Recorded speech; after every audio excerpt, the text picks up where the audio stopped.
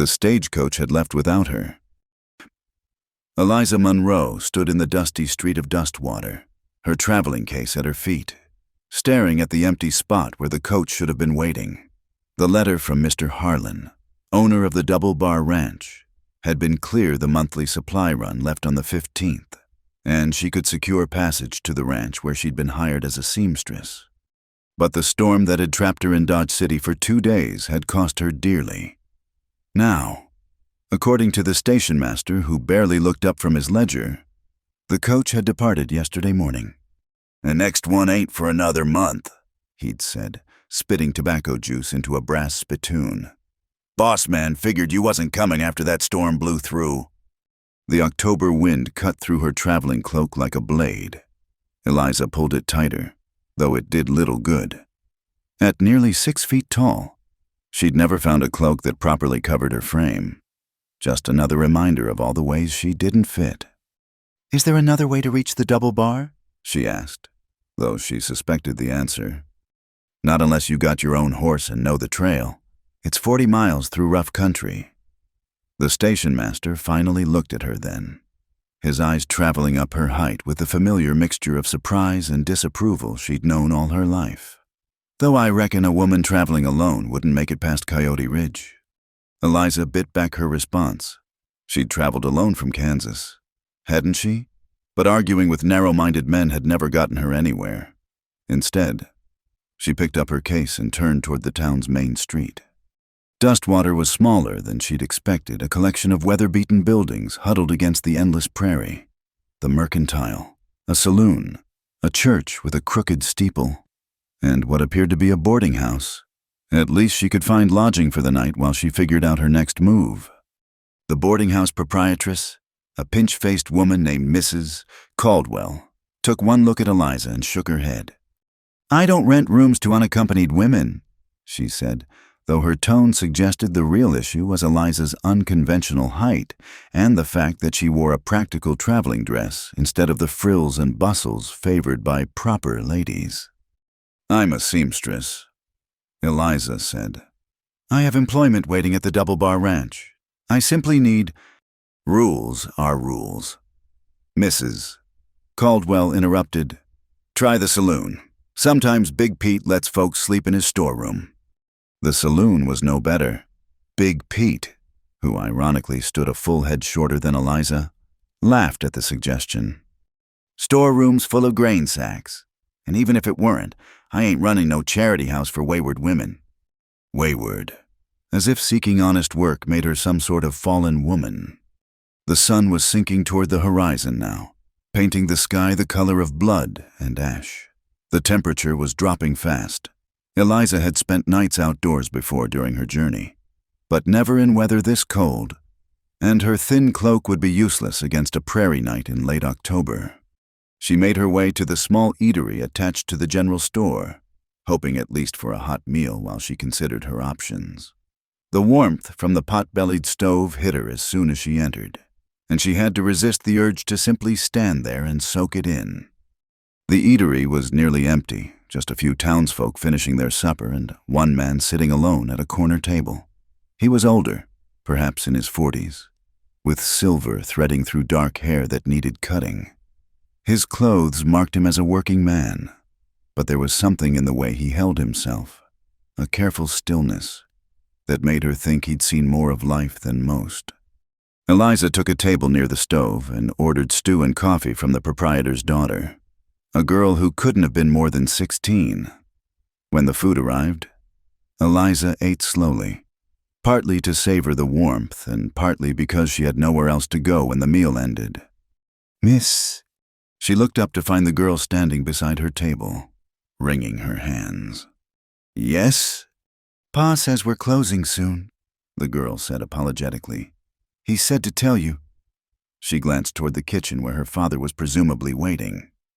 "He said you can't stay here all night." Of course he did. Eliza reached for her purse to pay, her mind racing through increasingly desperate options. Sleep in the church, but it would be locked.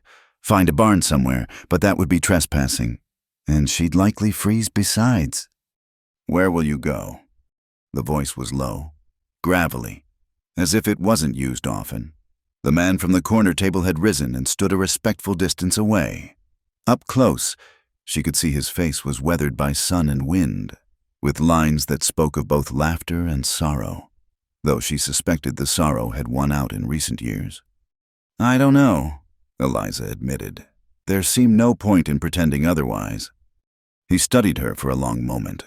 His eyes were gray, the color of winter clouds. "You're the seamstress meant for the double bar," he said. It wasn't a question. It seems I'm a day too late. Tom Harlan don't wait for nobody, storm or no storm." He paused, seeming to weigh something in his mind. "It's getting cold. Too cold to be wandering the streets."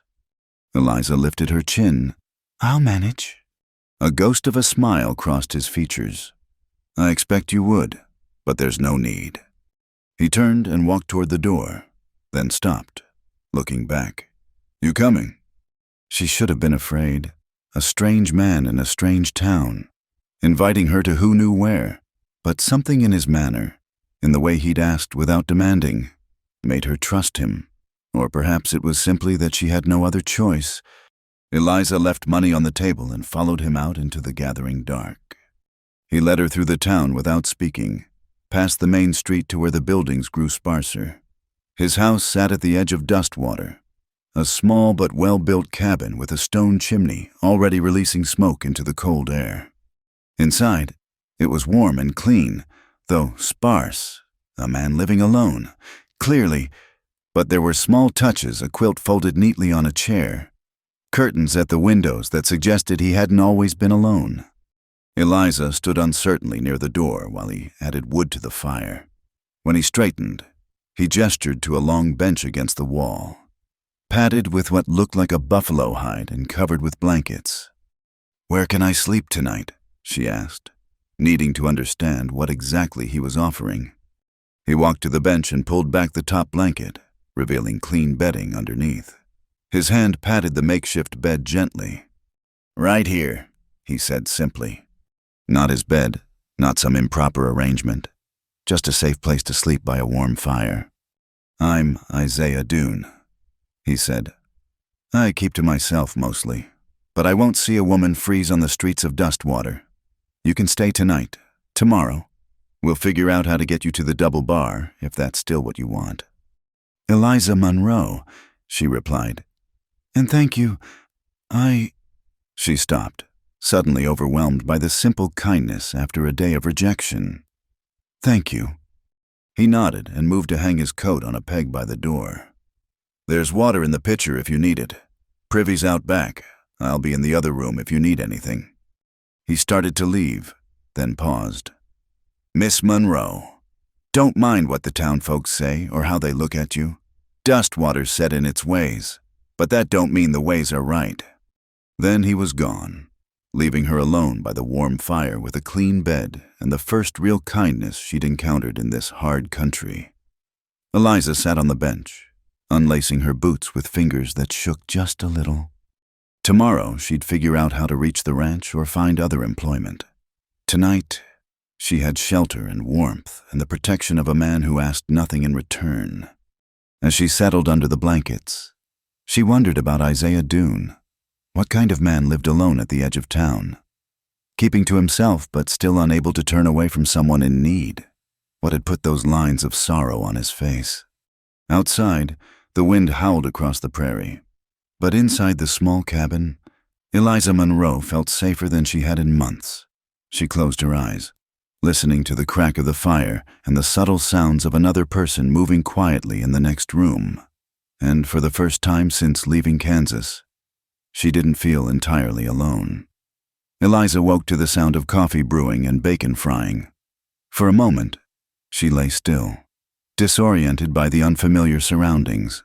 Then memory returned the missed stagecoach, the rejections, and Isaiah Dune's unexpected kindness. She rose quietly, folding the blankets with precise corners as her mother had taught her. Through the window, she could see the sun just beginning to paint the eastern sky pink and gold. Isaiah was already at the stove, his movements economical and practiced. "Morning," he said without turning around. "Coffee's ready if you want it." "Thank you." She poured herself a cup from the pot on the side table, wrapping her hands around its warmth. The coffee was strong and bitter, but she'd grown used to that on the trail. They ate breakfast in comfortable silence, bacon, biscuits, and preserves that tasted of summer peaches. Isaiah ate like he did everything else, with quiet deliberation. When they finished, Eliza began gathering the dishes. "I'll wash these," she said. "It's the least I can do." He nodded, moving to tend the fire. As she worked, Eliza noticed more details about the small cabin. Everything was clean and well maintained, but there were gaps places where pictures had once hung. An empty rocking chair in the corner that looked like it hadn't been used in years. A home that had once held more life than it did now. "About getting to the double bar," Isaiah said, breaking the silence. "I could take you part way, but I've got no wagon, just an old mule that barely tolerates me, let alone a rider." "I appreciate the thought," Eliza said, drying the last plate. "But I won't put you out further. Perhaps someone else in town." "Nobody else will help you." His voice was flat, matter of fact. "Not a woman alone, especially not—" He stopped. "Especially not one who looks like me." Eliza finished. "Too tall, too plain-spoken, too unwilling to simper and pretend weakness." Isaiah studied her for a moment. "That what they told you back in Kansas?" "Among other things." She set the plate in its place on the shelf. "It's why I came west. Figured maybe out here, people would judge more by what you could do than how well you fit their notion of proper womanhood." "Some do, some don't."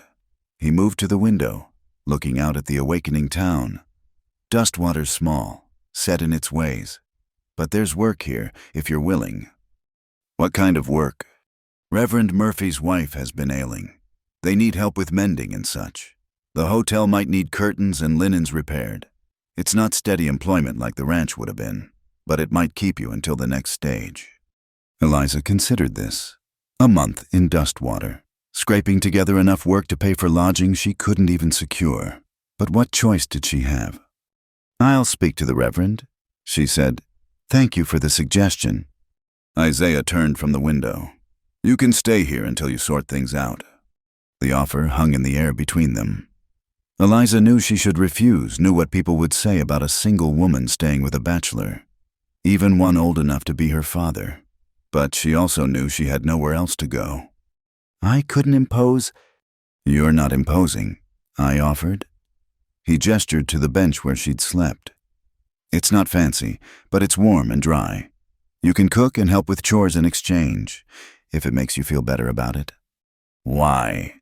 The question escaped before she could stop it. "You don't know me. Why would you risk your reputation?" "My reputation." A harsh sound that might have been a laugh escaped him. "Miss Monroe, I lost any reputation worth having 3 years ago." There was a story there, hidden in the bitter twist of his mouth and the shadows in his gray eyes. But Eliza knew better than to pry. Everyone in the West was running from something or towards something, and neither story was owed to strangers. "All right," she said finally, "until I can make other arrangements, and I'll earn my keep." That afternoon, Eliza ventured back into town. The Reverend's wife, Mrs. Murphy, was indeed in need of help. She was a frail woman who could barely lift her arms above her shoulders, and the pile of mending in her sewing room was substantial. "Oh, what a blessing!" Mrs. Murphy exclaimed when Eliza demonstrated her neat stitches. "I've been praying for help. When can you start?" "Today, if you like," Eliza said. They agreed on a wage modest but fair, and Eliza spent the rest of the afternoon working through the pile of torn clothes and worn linens. Mrs. Murphy dozed in her chair nearby, occasionally waking to offer tea and conversation. "You're staying at the boarding house?" she asked during one of these intervals. "No, I've made other arrangements." "Mrs. Murphy's face creased with concern. "Not at the saloon? Surely, my dear, that's no place for a respectable woman?" "No, ma'am. A kind gentleman offered me shelter, Mr. Doone. The change in Mrs. Murphy's expression was immediate. Her face went pale, then flushed. Isaiah Doone, she whispered. Oh, my dear, you must be careful. Well, I shouldn't speak ill of anyone, but after what happened... What happened? Eliza kept her voice neutral, her hands steady on the shirt she was mending. Mrs. Murphy glanced at the door as if afraid of being overheard. There was an accident. 3 years ago. He was hauling a family to Colorado, a couple and their young daughter. Something spooked the horses near Devil's Canyon. The wagon went over. Eliza's hands stilled. They all died. The little girl, she was only 6, same age as his own daughter had been when the fever took her. Mrs. Murphy shook her head. He blamed himself, of course. Sold his freight business. Moved to that cabin at the edge of town. Hardly speaks to anyone now. But it was an accident, Eliza said softly. Yes, but tell that to a man who's already lost everything once. First his wife in childbirth, then his daughter to scarlet fever, then 3 more souls he was responsible for. Mrs. Murphy reached out and patted Eliza's hand. He's not a bad man, you understand? Just a broken one? But people talk, and a young woman staying there. I'm hardly young, Eliza said, and I have few options. Of course. Dear, I didn't mean to frighten you. Just be careful. That evening, Eliza returned to the cabin with her day's wages and a heavy heart. She found Isaiah splitting wood behind the house, each swing of the axe precise and powerful. He'd removed his jacket, and she could see the strength in his shoulders, the efficiency of movement that came from years of hard work. How was the Reverend's wife? He asked, not pausing in his work. Grateful for the help. She hired me for as much work as I can handle. Good. Another swing, another perfect split. Eliza watched for a moment, then said, She told me about the accident. The axe stopped mid-swing. Isaiah lowered it slowly, his back still to her. Did she now? I'm sorry for your losses. He was quiet for so long she thought he wouldn't respond. Then, we all have our ghosts, Miss Monroe. Question is whether we let them drive us or whether we drive them. He resumed splitting wood, the conversation clearly over. Eliza went inside to start supper, mulling over his words. We all have our ghosts. Yes, she supposed they did. Hers wore the face of Clayton Harper, who'd courted her back in Kansas until he'd decided she was too tall, too strong-willed, too much of everything he didn't want in a wife, who'd told half the town she was unwomanly and probably barren as a mule, when she'd refused his demand that she give up her seamstress work after marriage. She prepared a simple meal, beans and cornbread, with the last of the preserved peaches for dessert. When Isaiah came in, he ate with his usual quiet appreciation, then surprised her by speaking. You didn't ask if it was true, what Mrs. Murphy told you. Does it matter true or not? It shaped you into who you are now. And who you are now is the man who took in a stranger with no questions asked. He looked at her then, really looked at her, and she saw something shift in his expression. Not quite a smile, but a softening. You're an unusual woman, Eliza Monroe. So I've been told, usually not as kindly. Their loss. That night, as she settled onto her bench bed, Eliza felt something she hadn't experienced in months, a sense of belonging, not to the town, which still looked at her with suspicion, but to this small, quiet space where her height didn't matter and her plain speaking was met with understanding rather than censure. She thought about Isaiah in the next room, carrying the weight of all those deaths on his shoulders. 3 years of self-imposed isolation, until last night when he'd seen her shivering in the cafe and made a choice. Perhaps they were both learning that sometimes the only way to heal old wounds was to help heal someone else's. Outside, the prairie wind sang its lonesome song, but inside the cabin at the edge of Dustwater, 2 damaged souls had found an unexpected shelter not just from the cold, but from the darker storms that howled in the chambers of memory. The first week passed in a rhythm of quiet domesticity. Eliza rose early to make coffee before walking to town for her work at the Murphy household. Isaiah was always already awake, tending to his small vegetable garden or repairing something around the property. They ate breakfast together in companionable silence. Two people who understood that not all communication required words. One evening, as Eliza mended a tear in Isaiah's work shirt, she found herself talking about Kansas. She hadn't meant to, but something about the steady crackle of the fire and the comfortable distance between them, him reading an old almanac. Her with her sewing loosened her tongue. "I had my own shop," she said, her needle moving in precise strokes. "Small, but mine.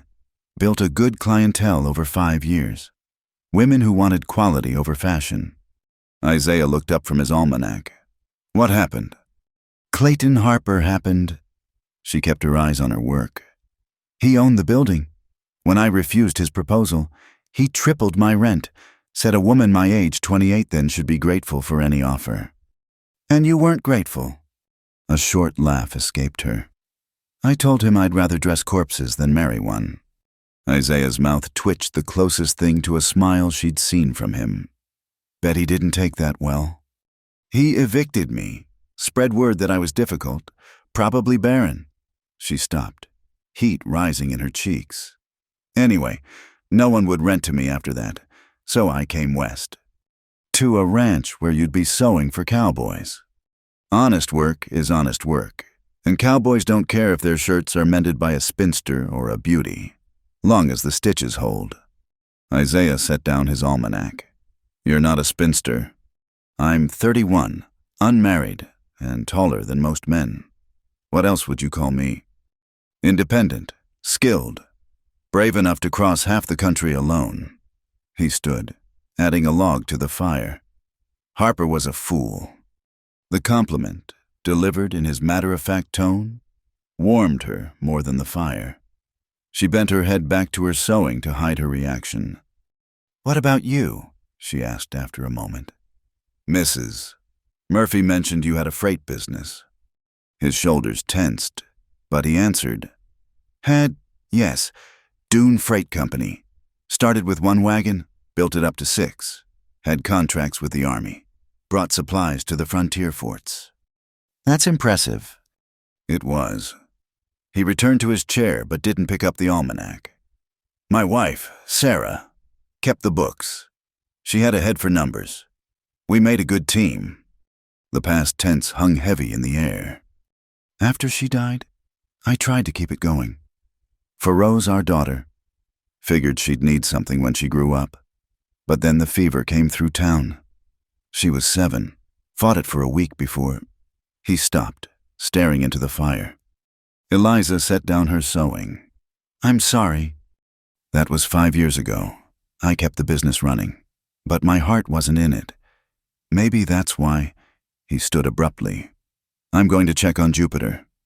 Jupiter was his mule. Eliza knew the animal was fine, safely enclosed in the small stable, but she understood the need to escape sometimes when memories pressed too close. She listened to the door close behind him, then returned to her mending. He came back an hour later, bringing the cold in with him. Without speaking, he sat back down and picked up his almanac, but after a few minutes, he set it aside again. "The family I was hauling, the Prestons, they were good people.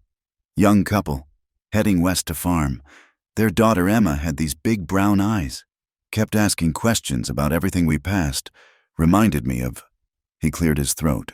Trail was dry. No rain for weeks, but something spooked the horses near Devil's Canyon. Rattlesnake, maybe, or a prairie dog hole. Don't know. Doesn't matter. Eliza remained silent, knowing he needed to tell it his own way. Wagon went over the edge. Wasn't a deep canyon, maybe 15 feet, but the way it landed, I was thrown clear, just bruises, but they... His hands clenched and unclenched. I tried to save them. Emma was still breathing when I got to her. Held her while she passed.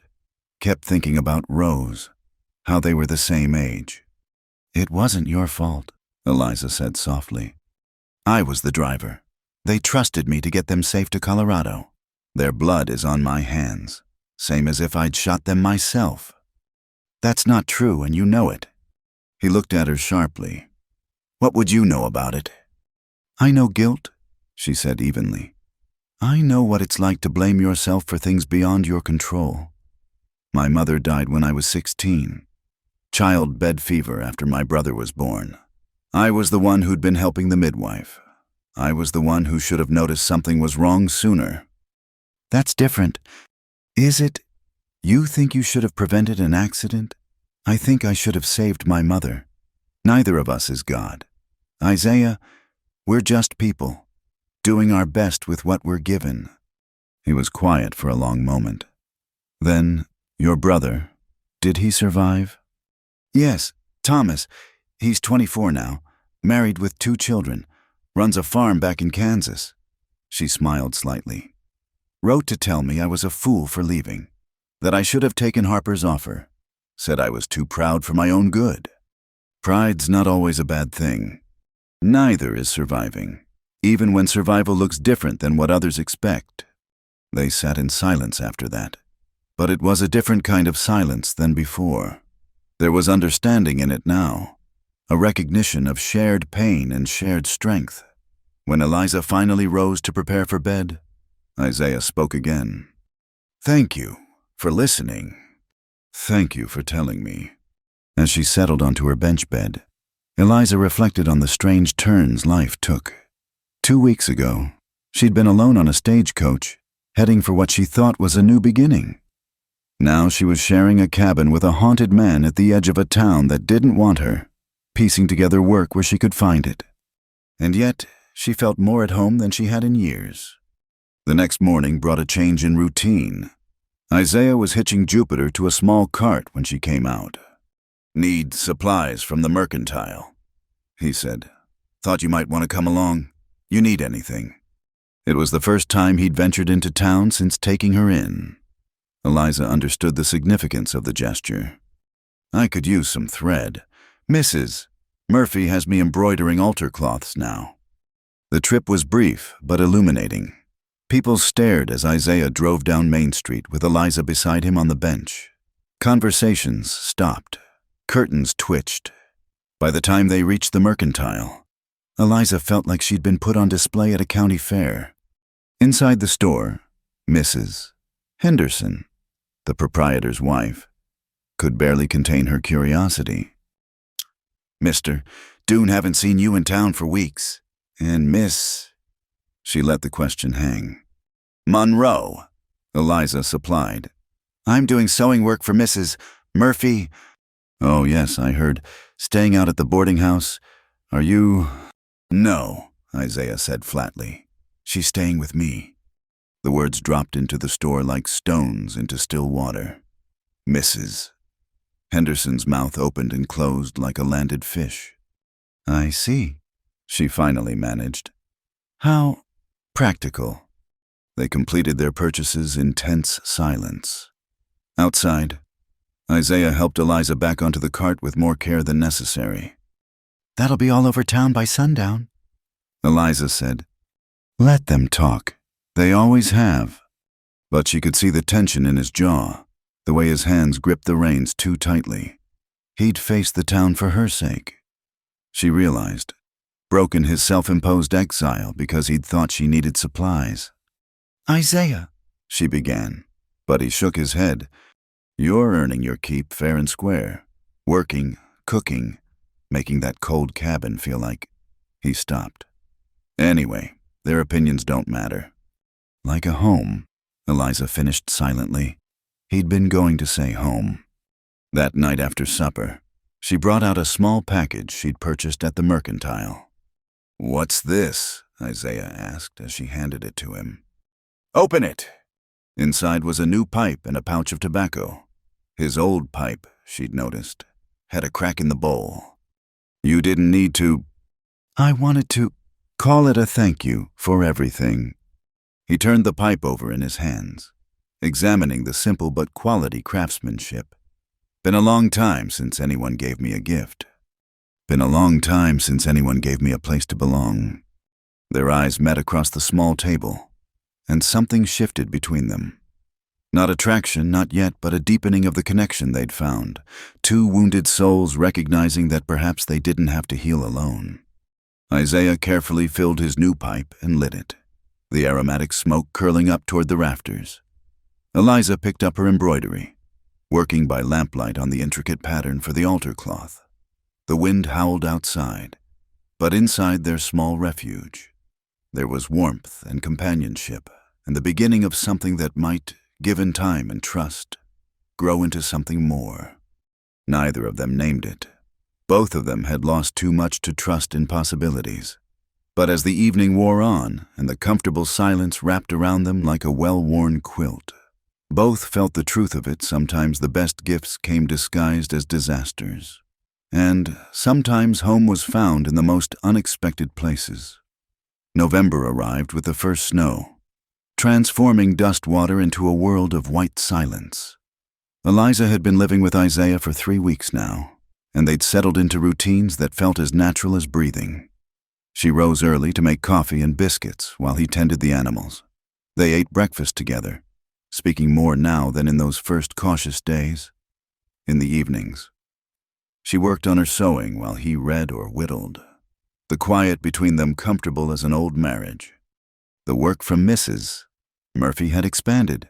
Word of Eliza's skill had spread, despite or perhaps because of the scandal of her living arrangements. The banker's wife needed new curtains. The school teacher wanted her worn dresses refurbished. Even Mrs. Caldwell from the boarding house had swallowed her pride enough to commission new pillowcases. "You'll work yourself to exhaustion," Isaiah observed one evening, watching her squint over tiny stitches by lamplight. "Work is a blessing," Eliza replied, though she set the needlework aside to rest her eyes. "Besides, winter's coming. I need to save enough for—" She stopped, but they both knew what she hadn't said. "For when I leave." Isaiah poked at the fire, sending sparks up the chimney. "Plenty of work through winter. People always need mending when the cold sets in." It was as close as he'd come to asking her to stay longer. Eliza picked up her sewing again, hiding her smile in the familiar motion of a needle through cloth. The next morning brought a surprise. Eliza was hanging laundry on the line behind the cabin, Isaiah's shirts and her 2 dresses dancing in the cold wind when she heard horses approaching. Not unusual, except these stopped at their gate. She came around the cabin to find Reverend Murphy climbing down from his buggy, his face grave beneath his black hat. "Miss Monroe, is Mr. Doone at home?" "He's in the barn. Shall I fetch him?" "Please." Isaiah emerged, wiping his hands on a rag, his expression guarded. "Reverend." "Isaiah." The Reverend shifted uncomfortably. "I've come on behalf of the church board and several concerned citizens." "Have you now?" Isaiah's voice was flat. "This arrangement, it's causing talk, considerable talk." The Reverend glanced at Eliza. "Miss Monroe seems a respectable woman, but propriety—" "What arrangement?" Isaiah interrupted. "A man renting out his spare room happens all over the frontier. You know it's more than that. The way you two shop together, eat together. Mrs. Henderson says Miss Monroe bought you a gift." "A pipe." Eliza stepped forward. "In gratitude for his kindness. Surely Christianity doesn't forbid gratitude." "Reverend—" The Reverend flushed. "Of course not. But appearances?" "Appearances." Isaiah's voice took on an edge. "Where was the church's concern for appearances when the Prestons needed a ride to Colorado? Where was propriety when I was pulling their bodies from that canyon? That's not fair, Isaiah. We've prayed for you. Prayers don't warm a cold cabin or cook a meal. Miss Monroe does both, and I pay her fair wages for it. If that offends your sensibilities, perhaps you should examine why." The Reverend straightened his coat. "I'm trying to help. Both of you. The talk will only get worse. Miss Monroe's reputation was ruined the moment I grew past 6 feet tall," Eliza said quietly. "At least here, with Mr. Doone, I'm judged for actual impropriety rather than imagined deficiencies." I see I've wasted my time. The Reverend climbed back into his buggy. I'll pray for you both. You do that, Isaiah said. And while you're at it, pray your wife's health improves. Be a shame if Miss Monroe was too scandalized to continue helping with the church sewing. The Reverend's face went red, but he drove off without another word. Well, Eliza said after a moment, that was illuminating. Isaiah turned to her. I'm sorry, I should have expected this. Should you for offering Christian charity when everyone else turned away? She gathered the laundry basket, now empty. Let them talk, Isaiah. Their words can't hurt us unless we let them. But the words did have consequences. Over the next week, some of Eliza's work dried up. The banker's wife suddenly decided she didn't need new curtains after all. The school teacher found someone else to mend her dresses. Only Mrs. Murphy continued to employ her, too ill and too grateful to care about propriety. Isaiah noticed. Of course. How much work did you lose? He asked one evening. About half.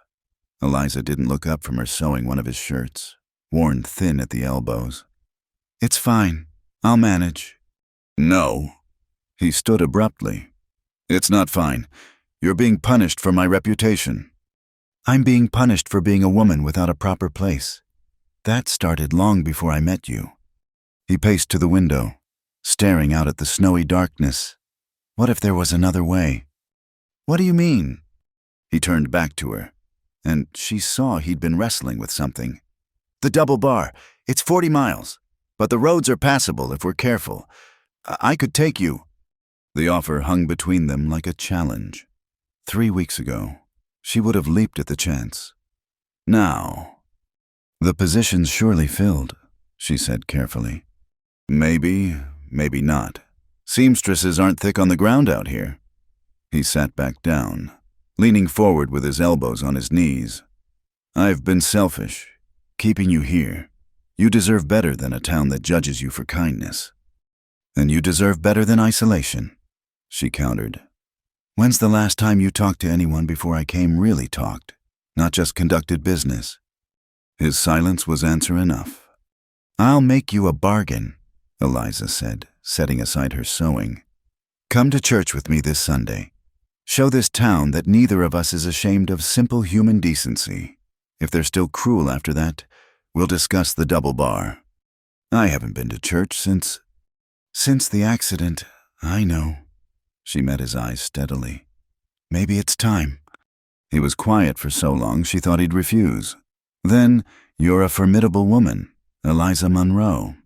So I've been told, usually by men who think it's an insult. It's not. His voice was soft.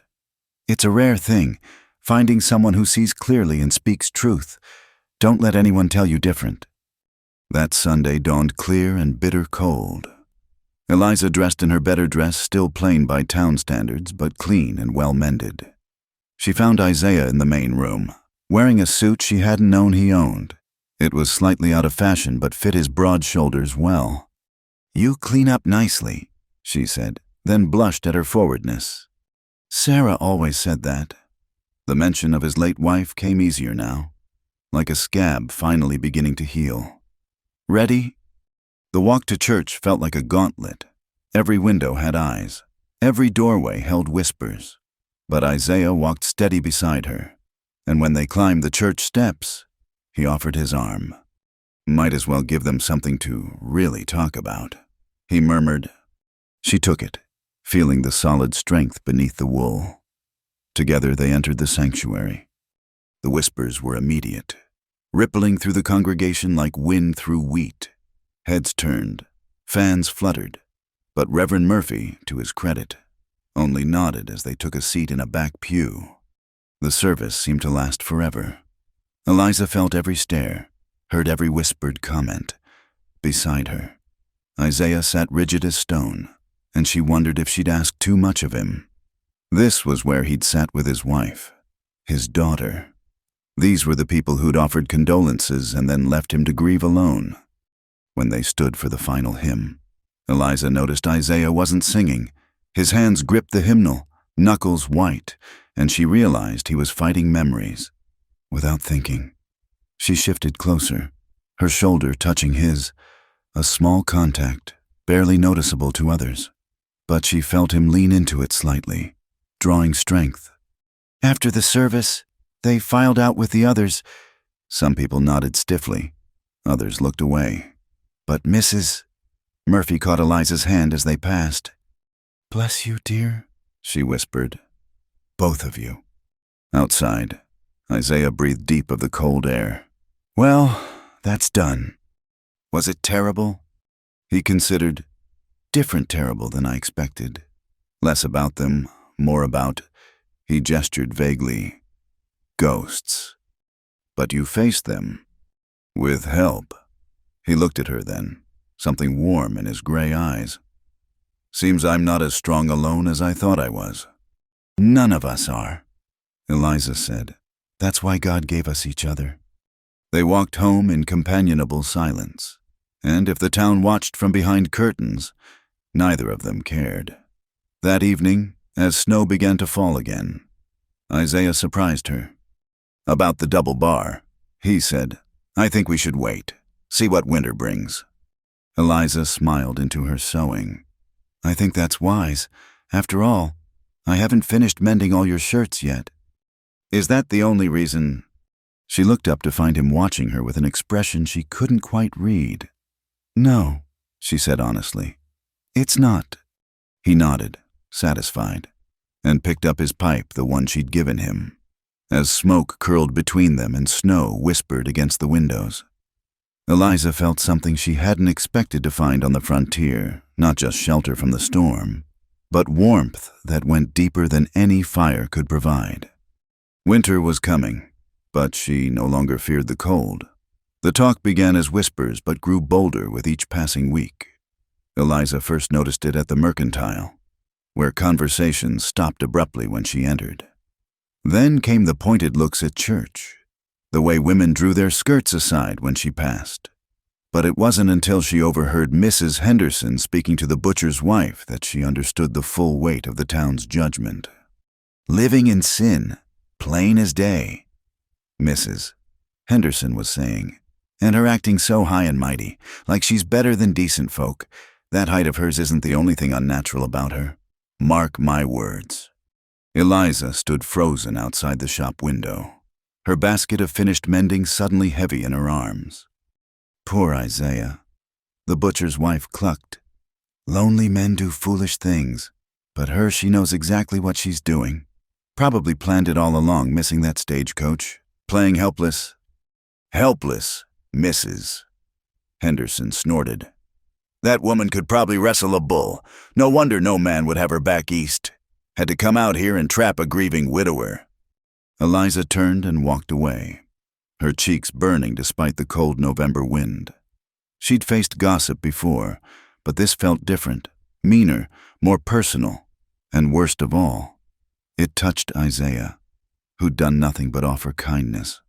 She found him in the barn when she returned, mending harness leather. He looked up at her entrance, and his expression immediately darkened. "What happened?" "Nothing, just town talk." She set down the basket, trying to keep her voice light. "Mrs. Murphy paid for the altar cloths. That's something." Isaiah set aside the harness and stood. "Eliza, what happened?" She couldn't meet his eyes. "They think that I trapped you somehow." The silence stretched long enough that she finally looked up. Isaiah's face was carved from stone, but his eyes burned with a cold fury she'd never seen before. "Who said this?" "It doesn't matter." "It matters." He moved past her toward the door. "Was it Mrs. Henderson? That bitter old crow has been spreading poison for years." "Isaiah, no." She caught his arm.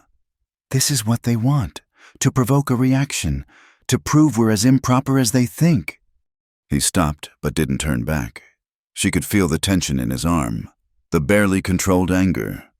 "You don't deserve this," he said quietly. "You've done nothing but work hard and show kindness. Neither do you. You've been nothing but honorable." Have I? He turned then, and she saw something raw in his expression. They're not entirely wrong. Eliza, maybe I didn't think it at first, but these past weeks, her heart stumbled. Isaiah, I've been selfish, keeping you here, letting you cook and clean and mend, pretending it's just a business arrangement when the truth is I wake up looking forward to breakfast because you'll be across the table. I listen for your footsteps when you come home from town. The cabin feels empty when you're gone and right when you're here. The words hung between them, more honest than anything they'd shared before. That's not selfish, Eliza said softly. That's human. It is selfish when it ruins your reputation, when it costs you work and respect. He pulled free of her grasp, pacing to the barn door. I should have taken you to the double bar weeks ago, should have ignored my own wants and done what was right for you. And what about what I want? He stilled. What do you want? Eliza. She took a breath, gathering courage she didn't know she possessed. I want to wake up knowing I have a purpose beyond just surviving. I want to sit by the fire in the evening with someone who sees me as I am, not as I should be. I want, her voice caught. I want to stop running from places that don't want me and start building something in a place that might. This place doesn't want you. You heard them. You want me here. The words came out barely above a whisper. Don't you? He turned slowly, his gray eyes intense. More than I have any right to. They stood there. The barn door opened behind him, letting in swirls of snow. The space between them charged with possibilities and complications. Then let them talk. Eliza said, We know the truth. But the talk didn't just continue. It escalated. The next Sunday, Eliza arrived at church to find her usual pew occupied. When she tried to sit elsewhere, that pew's occupant spread out, leaving no room. She ended up standing in the back, Isaiah solid and furious beside her. After the service, Mrs. Caldwell approached them on the church steps, flanked by several other town matrons like a righteous army. Miss Monroe, she began, her voice carrying deliberately. The Ladies' Aid Society has discussed your situation. We feel it would be best if you found other accommodations, for the sake of propriety. And where would you suggest I go? Eliza kept her voice level. You wouldn't rent to me when I first arrived. That was before we understood your true nature. Perhaps if you'd been honest about your intentions. My intentions? Eliza's composure cracked. My intention was to work as a seamstress at the Double Bar Ranch. When that fell through, my intention was to earn honest wages with honest work. At no point did my intentions include anything improper. Living with a man without marriage is the very definition of improper. Then I suppose Mary and Joseph were improper when they sought shelter in a stable. The words came out sharper than Eliza intended. Or was their arrangement acceptable because they were desperate? Gasps rippled through the gathered crowd. Mrs. Caldwell's face went purple. How dare you compare yourself to the Holy Mother? I'm comparing desperation to desperation, kindness to kindness. Mister, Doone took me in when your proper establishment turned me away. If that makes him improper, then perhaps this town needs more impropriety and less cold righteousness. Isaiah stepped forward. That's enough. All of you. His voice was quiet but carried weight. Mrs. Caldwell, you've said your piece. Now move along. Don't you take that tone with me, Isaiah Doone. You might have forgotten proper behavior in your grief, but I've forgotten nothing. His voice went deadly soft. I remember every face that looked away after the accident, every person who whispered behind their hands instead of offering help, every proper Christian who left me to rot in my guilt alone. And now you stand here, condemning the one person in 3 years who's treated me like a human being instead of a cautionary tale. The crowd had grown silent, even Mrs. Caldwell seeming to shrink under his words. Eliza Monroe has brought more Christianity into my home with her simple kindness than this whole town managed with all its propriety. If that offends you, then the problem lies with you, Not us. He took Eliza's arm. We're leaving. They walked through the parted crowd, heads high despite the burning stairs.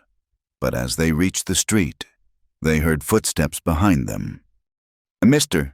Dune, Miss Monroe, wait, please. They turned to find young Mrs.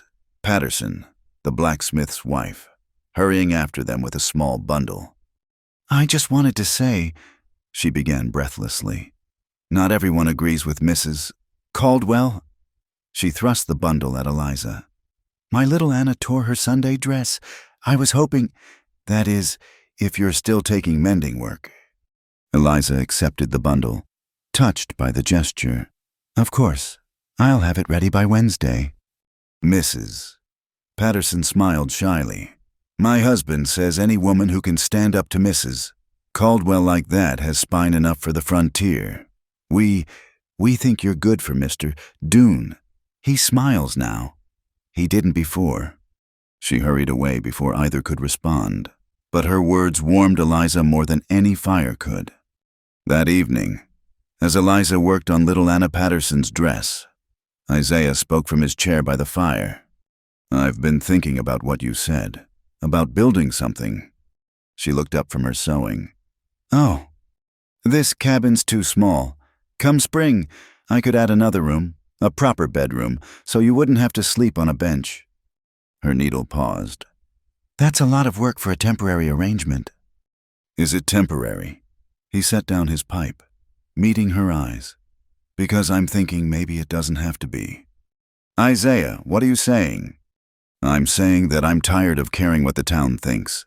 I'm saying that this cabin feels more like home with you in it than it ever did empty. I'm saying, he paused, seeming to gather himself. I'm saying maybe we should give them something real to talk about. Eliza set aside her sewing, her hands trembling slightly. That sounds almost like a proposal. It's a thought, a possibility. He leaned forward. I'm not a young man. Eliza, I'm set in my ways, damaged by loss, and I'll never be the husband a woman like you deserves. But I can offer you a home, respect, partnership, maybe even given time something more. And I'm not a young woman.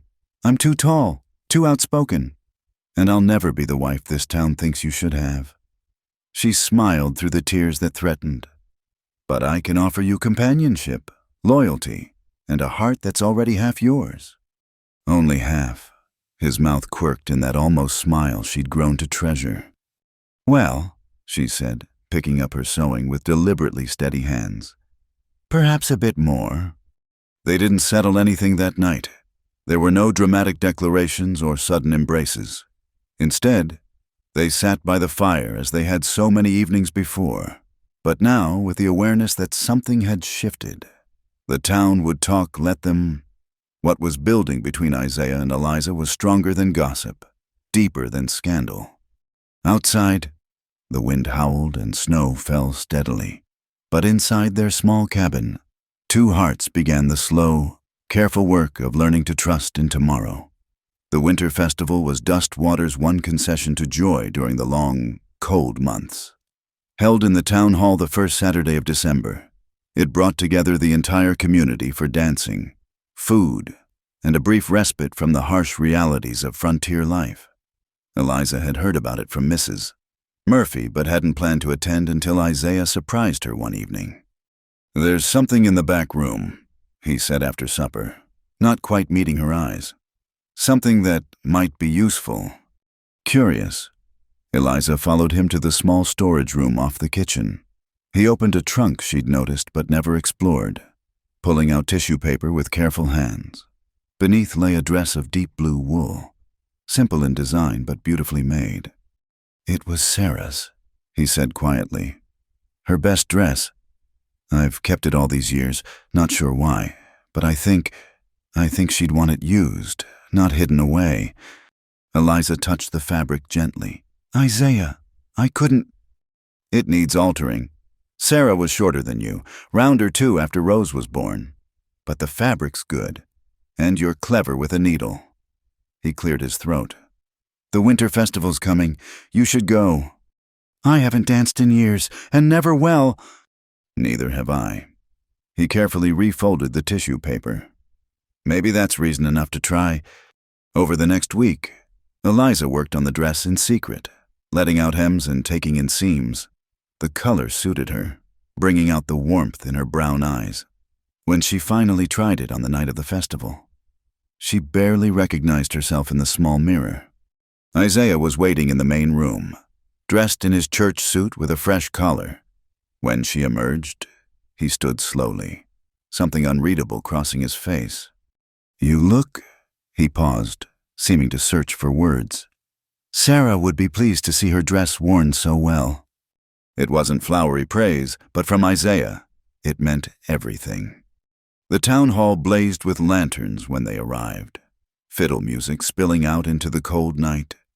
Conversation stuttered to a halt as they entered, all eyes turning to see Eliza in her transformed elegance, and Isaiah looking almost like the successful businessman he'd once been.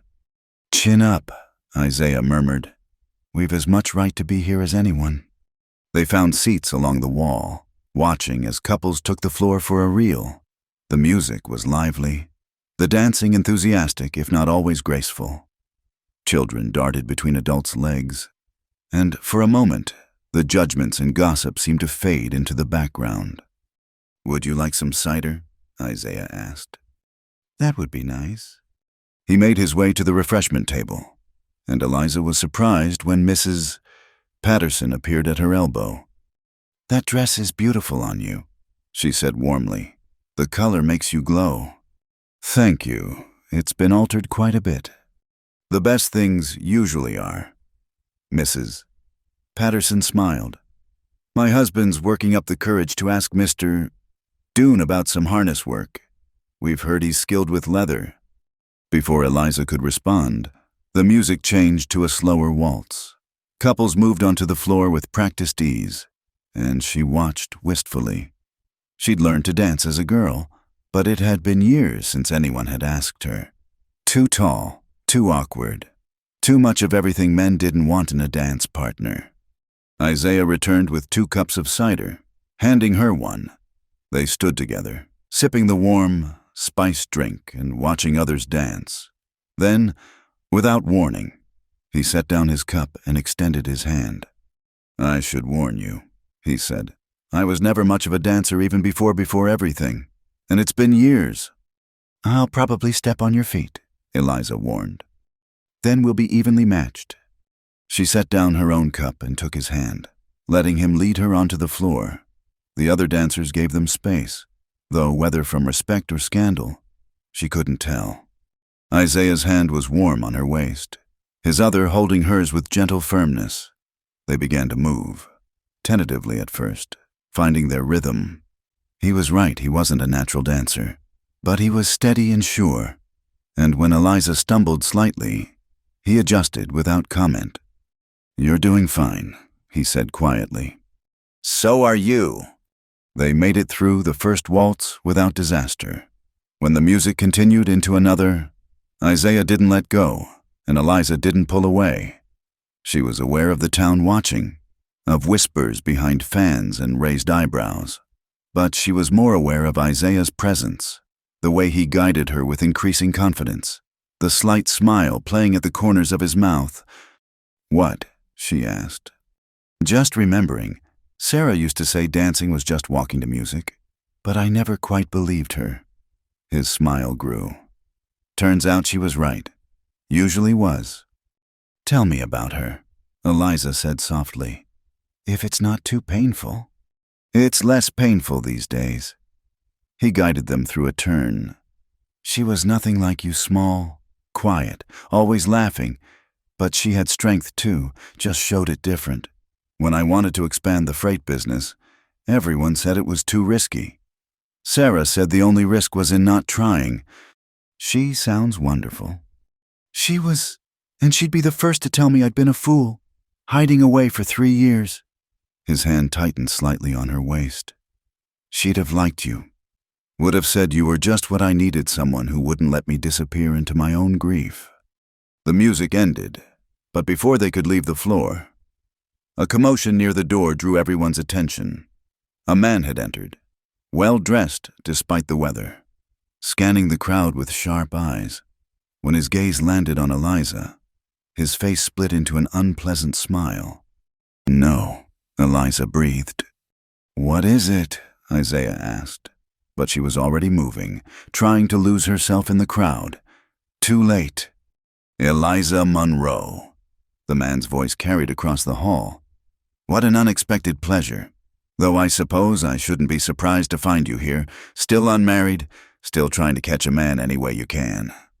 Clayton Harper looked exactly as she remembered, handsome in a sharp way, like a well-dressed knife. He pushed through the crowd toward them, his smile never reaching his eyes. "Mr. Harper," she said stiffly, "I thought you were in Kansas." "I was, but I'm expanding my business interests. The railroad's coming through this region, and I mean to profit from it." His gaze shifted to Isaiah. "And this must be your latest victim. Sir, I feel it's my duty to warn you about Miss Monroe. She's not what she seems." "That's so." Isaiah's voice was dangerously quiet. "Indeed. In Kansas, she led me on for months, promised to marry me, then broke it off when she found I wouldn't support her ridiculous notion of continuing to work after marriage. Nearly ruined my reputation with her lies." "That's not," Eliza began. But Isaiah stepped forward. "Seems to me," he said slowly, "that a man whose reputation could be ruined by one woman's refusal didn't have much of a reputation to begin with." Harper's face flushed. "You don't know what she's capable of. The woman's unnatural, too tall, too proud, too stubborn to know her place." "Her place," Isaiah repeated. "And where would that be?" "Mr. Harper. Married, keeping house, raising children like a proper woman, not living in sin with a stranger, working like a man." The crack of Isaiah's fist against Harper's jaw was surprisingly loud in the suddenly quiet hall. Harper stumbled back, hand to his face, blood trickling from his lip. "You struck me," he sputtered. "Everyone saw I'll have you arrested." "Try it." Isaiah flexed his hand, grimacing slightly. "And while you're at it, explain to the sheriff why you're slandering a good woman's name in public." "Slander? It's the truth. She's living with you unmarried. Everyone knows it." "What everyone knows," said a clear voice from the crowd, "is that Miss Monroe is a skilled seamstress who's helped half the women in this town." Mrs. Patterson stepped forward, her husband beside her. "What they also know is that you're a stranger here, making accusations about things you don't understand." "I agree," said another voice, the banker's wife, of all people. Moved to stand near Eliza. "Miss Monroe's been nothing but professional in all our dealings." More voices joined in, not everyone, but enough. The tide of opinion, Eliza realized with wonder, was turning, not completely, but enough to matter. Harper looked around, realizing he'd miscalculated. "This isn't over," he said to Eliza. "You can't run from what you are forever." "I'm not running anymore," she said quietly. "I've found where I belong." Harper stormed out, leaving a buzz of conversation in his wake. The fiddler, with admirable composure, struck up another tune, and gradually, couples returned to dancing. Isaiah was examining his knuckles when Eliza reached him. "That was foolish," she said. "Probably. And wonderful." He looked up at her. "He hurt you before. I could see it in your face." "He tried to, but he failed then, and he failed tonight." She took his injured hand gently. "Though I think we should put some cold on this." They slipped out into the winter night, leaving the music and warmth behind. But Eliza didn't feel cold. Isaiah had defended her publicly. The town had begun to accept her, and Harper's appearance, painful as it was, had only proven how far she'd come. "You know what this means," Isaiah said as they walked.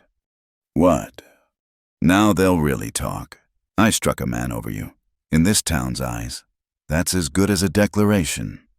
Eliza linked her arm through his. "Then let's make it official." He stopped walking. "Eliza." I know we said we'd take time, think things through, but I'm tired of waiting for the perfect moment. Isaiah, I'm tired of pretending that what we have is just convenience when it's become everything to me. He turned to face her fully, his breath misting in the cold air. You deserve better than a broken-down freight hauler with too many ghosts. And you deserve better than a too-tall spinster who can't hold her tongue? But here we are. She smiled up at him. Maybe we're exactly what each other deserves. For the first time since she'd known him, Isaiah laughed a real laugh, full and rich. Sarah always said I'd need someone strong enough to bully me back into living. Reckon she'd say I found her. Is that a yes? Instead of answering, he pulled her close and kissed her there in the snowy street. Neither of them caring who might see, it was answer enough. Clayton Harper didn't leave town as they'd hoped. Instead, he took a room at the boarding house and began making his presence felt throughout Dustwater. Within days, he'd introduced himself to every businessman, attended church with conspicuous piety, and somehow managed to have his meals at the cafe whenever Eliza was in town. He's watching you, Isaiah said one morning, having noticed Harper lingering outside the mercantile while Eliza shopped. Like a hawk watches a rabbit. Let him watch, Eliza replied, though her hands trembled slightly as she kneaded bread dough. I won't be driven out of another town by Clayton Harper. But Harper had learned from his mistakes in Kansas. This time he was subtler. Instead of direct attacks, he planted seeds of doubt. He mentioned to the banker how unfortunate it was that such a skilled seamstress had never been able to maintain a proper shop. He told Mrs. Henderson about the misunderstandings that had forced Eliza to leave Kansas. He even expressed concern to Reverend Murphy about Isaiah's vulnerability to a certain type of woman. The effect was gradual, but noticeable. Some of Eliza's newly returned customers began finding excuses to delay their orders. Conversations stopped when she entered shops, starting again in whispers when she left. Maybe I should go, Eliza said one evening, watching Isaiah massage his still bruised knuckles. Harper won't leave until I do, and you don't deserve— Stop! Isaiah's voice was firm. We've had this conversation before. You're not running, and neither am I. But Harper wasn't content with mere gossip. One afternoon, while Eliza was at the Murphy house and Isaiah was working in the barn, Harper paid a visit. Isaiah looked up from the harness he was mending to find the man standing in his barn doorway, that sharp smile in place. Mr. Doone, I think it's time we had a conversation, man to man. Isaiah set down his tools slowly. We have nothing to discuss. Oh, but we do. Harper entered uninvited, examining the neat barn with theatrical interest.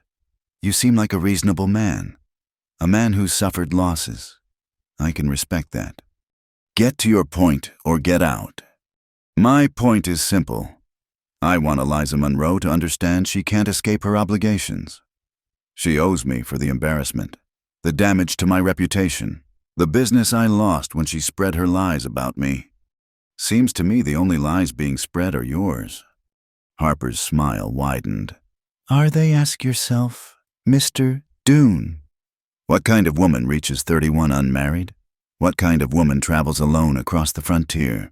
What kind of woman moves in with a stranger after knowing him one day? A desperate one, Isaiah said quietly. One who'd been turned away by everyone else.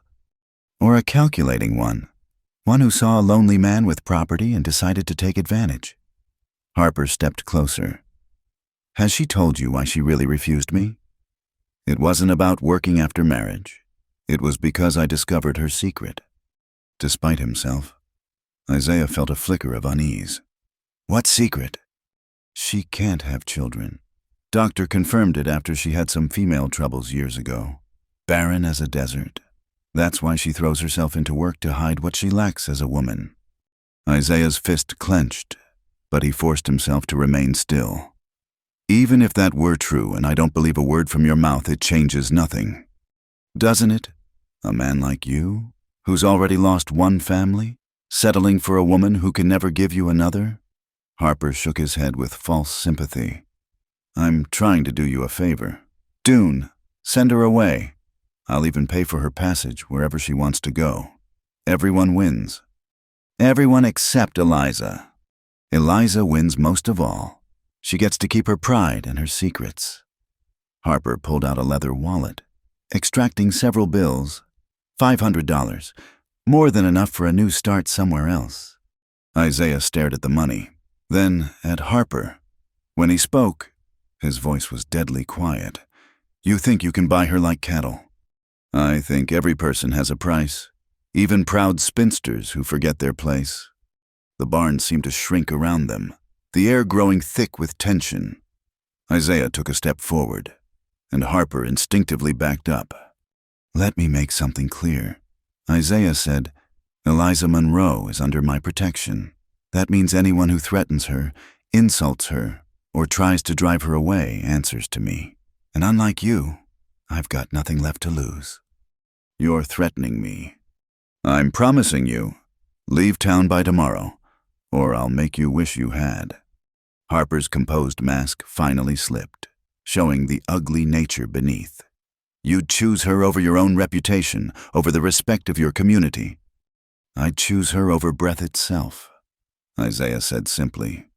Now get off my property before I forget I'm trying to be a better man. Harper left, but not before delivering a parting shot. You'll regret this, Dune. Both of you will. Isaiah found Eliza in the kitchen when he returned to the cabin, preparing their evening meal. She looked up at his entrance, immediately reading his expression. What happened? He told her everything: Harper's visit, his offers, his threats. When he reached the part about her supposed inability to have children, she went very still. Eliza. She set down the spoon she'd been holding, her back to him. It's true, about children.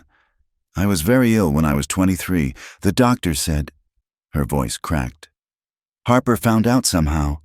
It's why he really wanted to marry me. He already had 2 children from his first marriage and didn't want more.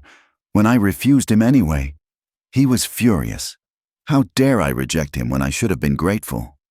Isaiah crossed the kitchen, gently turning her to face him. Tears tracked down her cheeks. I should have told you, she whispered. When we spoke of marriage, I should have said.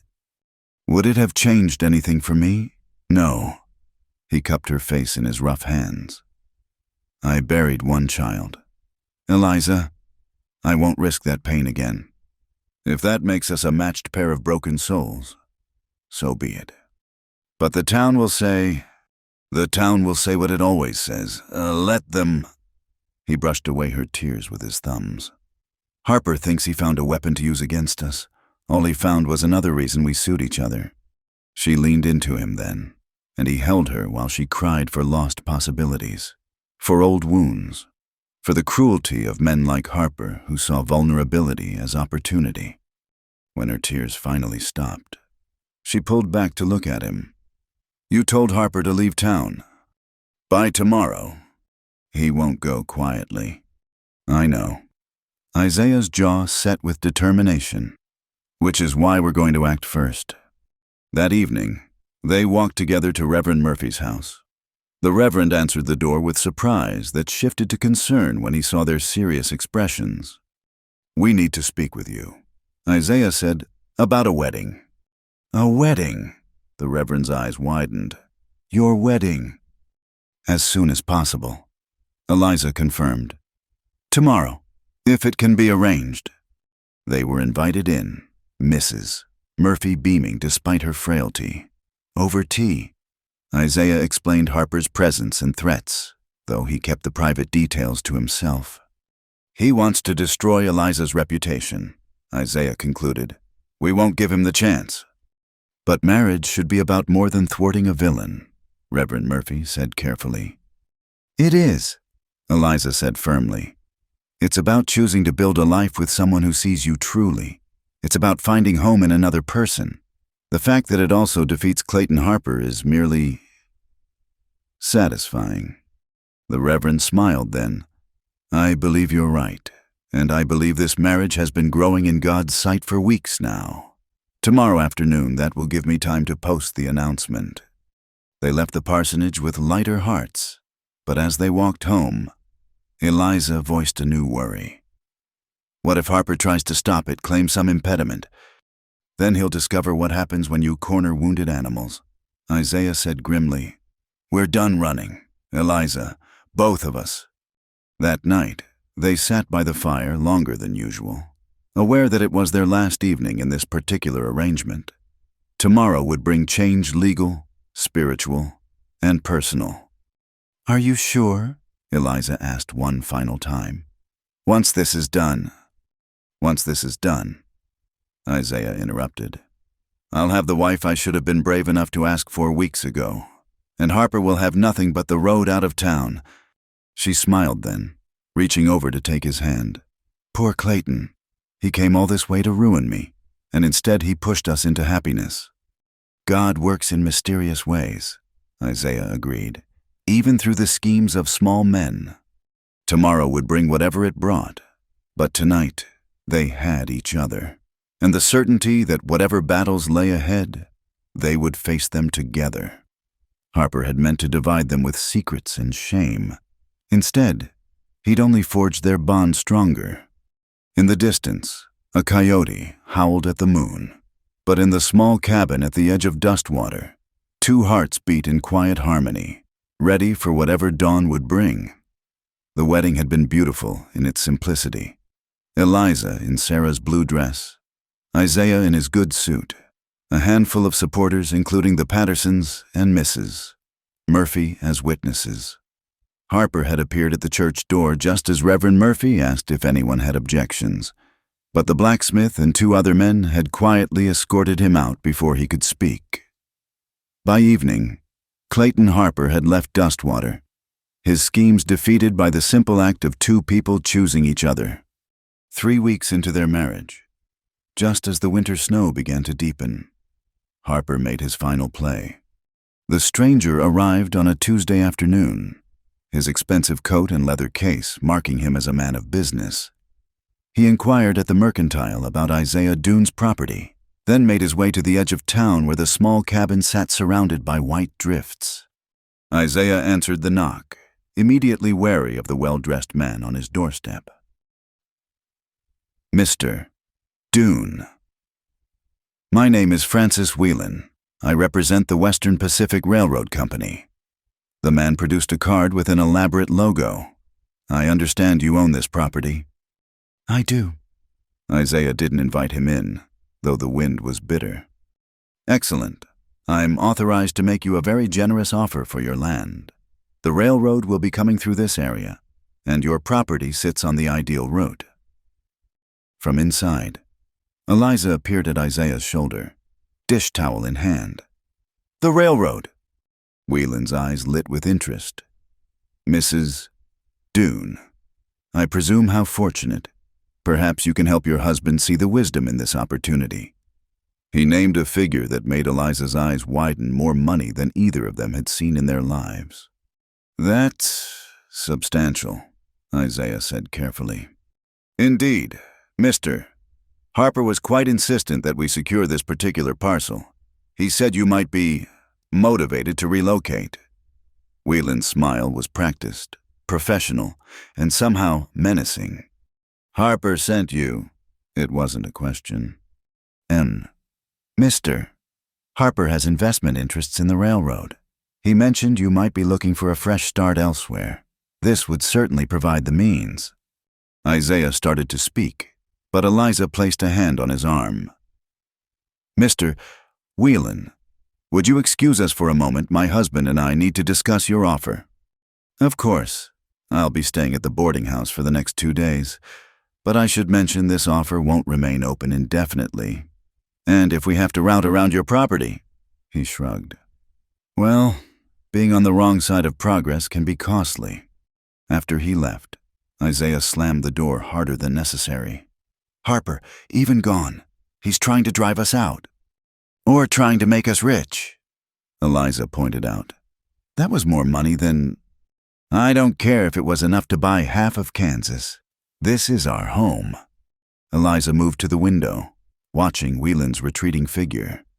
What if he's right about the railroad bringing changes? This quiet edge of town won't be quiet much longer if the trains come through. Isaiah joined her at the window. You want to take the money? Start over somewhere else.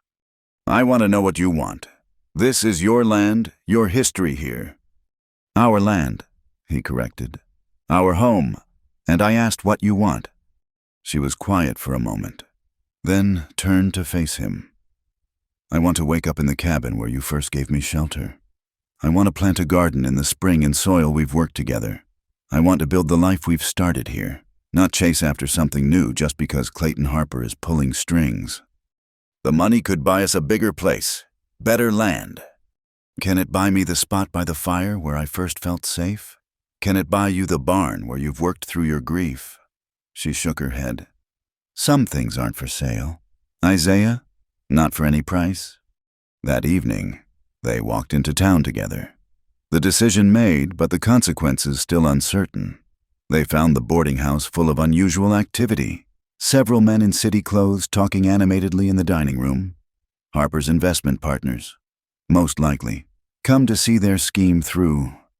But they also found unexpected allies. Word of the railroad's interest had spread quickly, and the town was divided.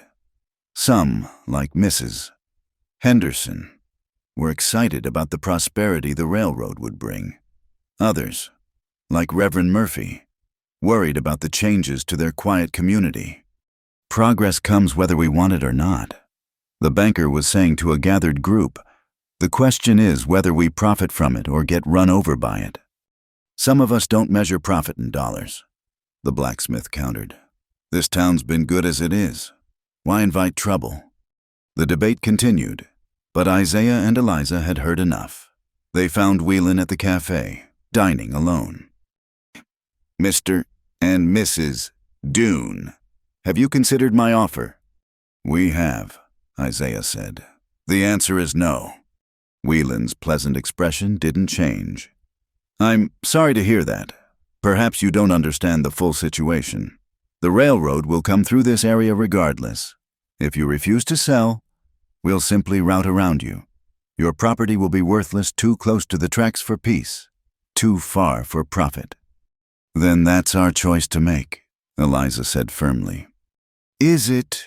Whelan dabbed his mouth with his napkin. I should mention that Mr.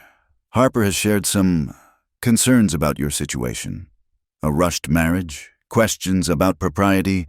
If certain stories were to reach the railroad's board of directors, they might feel obligated to investigate whether you truly have clear title to this land, whether both parties entered the marriage freely, without coercion. Are you threatening us? Isaiah's voice had gone dangerously quiet. I'm explaining reality. Sell now. Take the generous offer and leave with your reputations intact, or refuse and face the consequences of Mr. Harper's considerable influence. Eliza stood abruptly. Mr. Whelan, you can tell Clayton Harper that his influence ends where our property begins. We've faced his worst and survived. We'll survive this too. Brave words, Mrs. Dune. But bravery doesn't stop progress. Neither does cowardice, she replied. Good evening. They left the cafe, but the weight of Whelan's threats followed them home. That night, as they lay in their bed, the new frame Isaiah had built to replace Eliza's bench, they talked in whispers, though no one could hear. He could make trouble, Isaiah said. Real trouble. Question our marriage, the property deed, everything. Let him try. Reverend Murphy married us before witnesses. The property's been in your name for years. But the fight could be costly. Take time. Maybe we should consider... No. Eliza turned to face him in the darkness. Isaiah, all my life I've been pushed from place to place by men who thought they knew better. Clayton Harper drove me from Kansas. I won't let him drive me from here too. Even if staying costs us everything. What's everything? Money, comfort. I've lived without both. But I can't live without the freedom to choose my own path. Our own path. Isaiah was quiet for a moment, then pulled her close. Sarah used to say I was stubborn as a mule. Looks like I married my match. Disappointed. Grateful. I had forgotten what it felt like to fight for something instead of just enduring. The next morning brought unexpected visitors. Mrs. Patterson arrived first, followed by several other townspeople, some who'd been friendly, others who'd been cold. Even Mrs. Henderson appeared, looking uncomfortable but determined. "We've been talking," Mrs.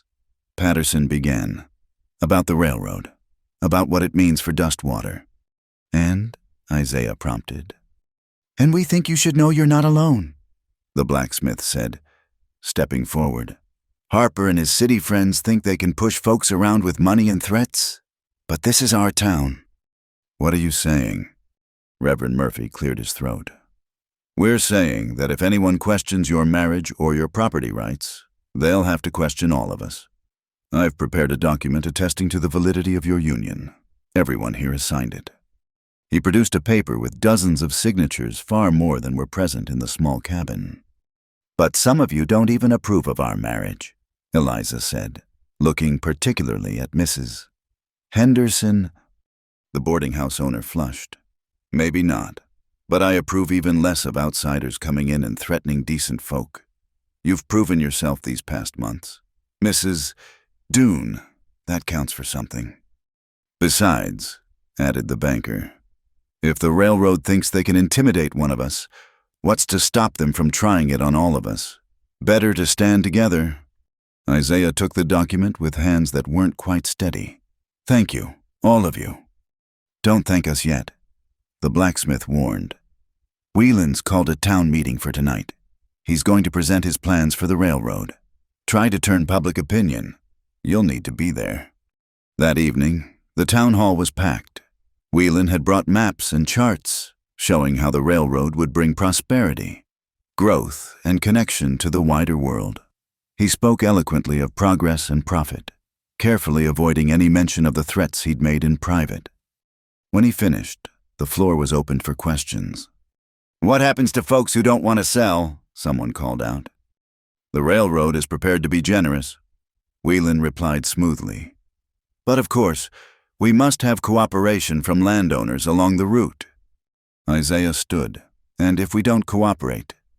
Mr. Doone, I'd hoped you'd reconsidered." "I haven't, and I want everyone here to know why." Isaiah's voice carried clearly through the hall. "This man came to my home yesterday with offers and threats. He said Clayton Harper, the man who tried to destroy my wife's reputation, has influence with the railroad. That if we don't sell, they'll challenge our marriage, our property rights, everything." Murmurs rippled through the crowd. Whelan's smile turned brittle. "That's a serious accusation, Mr. Doone." "It's the truth, and I want everyone here to know it. The railroad isn't just offering progress, it's offering to let bitter men settle personal scores with their money and influence.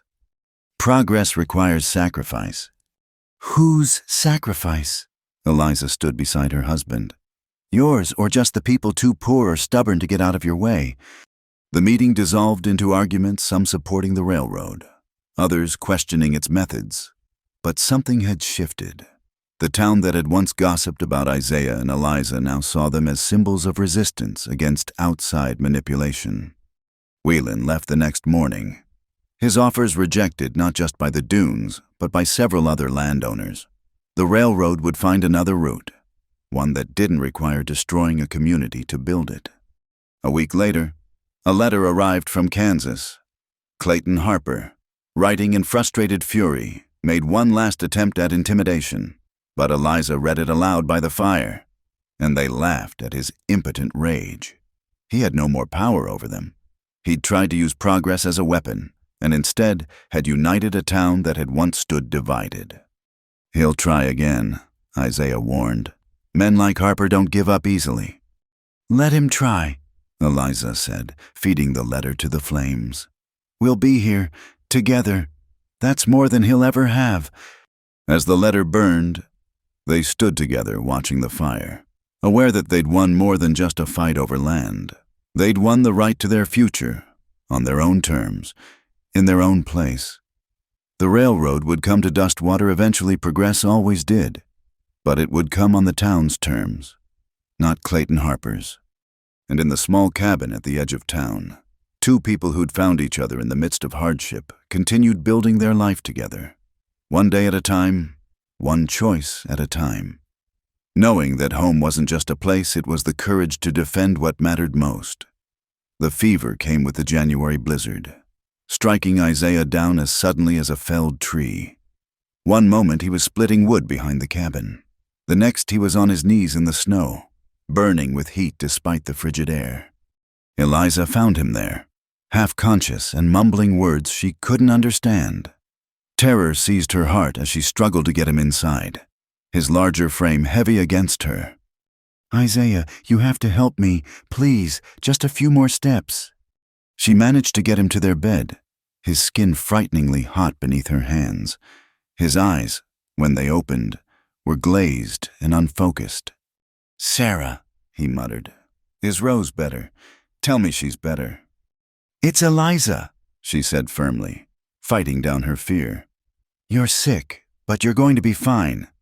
She worked through the night cooling his fever with snow-dampened cloths, forcing willow bark tea between his lips when he was lucid enough to swallow, keeping the fire burning steady. The blizzard raged outside, making it impossible to fetch the doctor even if she dared leave Isaiah alone. By morning, he was worse. The fever had climbed, and he tossed restlessly, caught in delirious dreams of the past.